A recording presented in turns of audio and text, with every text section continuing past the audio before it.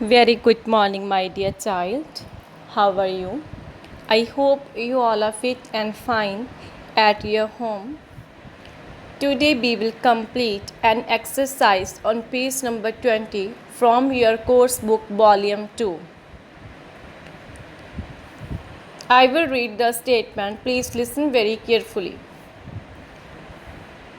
Choose the correct meaning from the box for the given words. We will complete only. Choose the correct meaning and put in the blank columns, not write the sentences. Okay, choose the correct meanings from the box and fill in the blank columns according to the meanings of the words. First has been done for you. Prestigious means respected.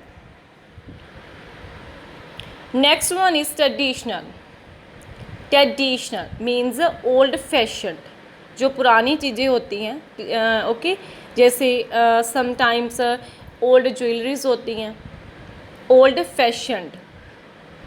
Traditional means old fashioned. Traditional dresses होती हैं. Okay, ऐसे नहीं कि पुराना fashion मतलब उससे कोई like नहीं कर रहा. These are the traditional things which I am talking to you, like dresses, traditional dresses. Okay, traditional jewelry. So traditional means old fashioned. For example, जैसे झारखंड की उनकी जो ट्रेडिशनल ड्रेस है वो क्या है? White saris and they put the plastic flowers in the hairs. और वो बालों में एक फ्लावर्स लगाते हैं और वो वाइट और रेड कलर की साड़ी पहनते हैं. That is the traditional dress of the Jharkhand girls. Okay, traditional means old fashioned. Next one is disheartened. Disheartened means discouraged. Discouraged means कभी भी उदास ना होना. Disheartened means discouraged. Next one is illiteracy means अनपढ़ता. Meaning is inability to read and write. जिसको पढ़ना नहीं आता और लिखना नहीं आता. Voluntarily means free of cost काम करना. Without taking money means freely, free of cost काम करना. Next is course. Course means every day. Jobs means daily काम करना. Okay, every day jobs. ऐसे नहीं कि जो लोग जॉब्स जाते हैं उनके लिए वर्ड यूज़ किया जाता है. For example exercise. ठीक है, हम डेली एक्सरसाइज कर रहे हैं, so it's a work of every day. Course means every day jobs. Okay, we will only write the meanings of the words. Okay, we can say it synonyms. Synonyms means similar meaning. Next exercise is MCQ. First is the text is an inspiring story of girls who played. हमने कौन से game के बारे में read किया है? Football, not kick boxing, cricket and rugby. Football. Okay, football is the heading of this chapter. Football a life changer for Jharkhand girls. Football. Next is the limited football gear did not make the Jharkhand team feel disheartened because. जैसे कि झारखंड की जो girls थी उनके पास जो equipments थे, football equipments थे, वो कम थे, लेकिन उन्होंने कभी भी हिम्मत नहीं हारी थी, वो कभी भी उदास नहीं हुए थे. बिकॉज, क्यों उदास नहीं थे? Because they were spirited and confident. वो कॉन्फिडेंट थे and also spirited. Next is Yuva not runs a full flash school with 90 student. A team full flashed means fully developed, not fully mature, not fully complete, whole total. Its meaning is fully fledged. Fully fledged meaning is here fully developed. Next one is a larger facility to educate 500 girls is in the pipeline. The phrase in the pipelines means educating the girls is in the final plan. Means girls को educate करना. ये उनकी pipeline थी. In the pipeline means educating the girls in the final plan. Last one, what do the girls mean when they say that they have found their calling? Found their calling. First option is correct because they found their purpose in life. पहले क्या होता था, जो illiteracy थी, अनपढ़ता थी, और जो child, जो छोटे बच्चों का और छोटे लड़कियों को मैरिज की जाती थी।